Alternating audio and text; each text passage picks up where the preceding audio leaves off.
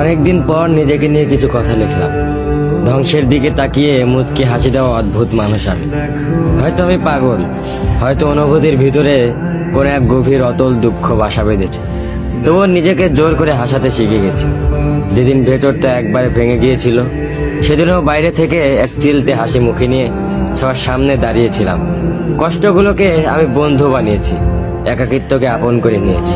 মানুষ ভাবে আমি হয়তো সুখী, শক্ত, নির্লিপ্ত, কিন্তু তারা জানে না প্রতি রাত আমার এক একটা লড়াই। নিজেকে নিজেই বুঝিয়ে রাখি তুই ভালো আছিস, অথচ আমি জানি আমি ভালো নেই। ভেঙে যাচ্ছি প্রতিদিন একটু একটু করে, আর এই ধ্বংস হওয়াটাকে যেন ভালোবেসে ফেলেছি।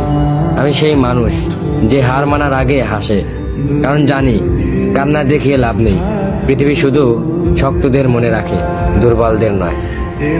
তাই আমি অদ্ভুত, আমি অনুভূতির আগুনে পুড়ে যাওয়া নীরব যোদ্ধা।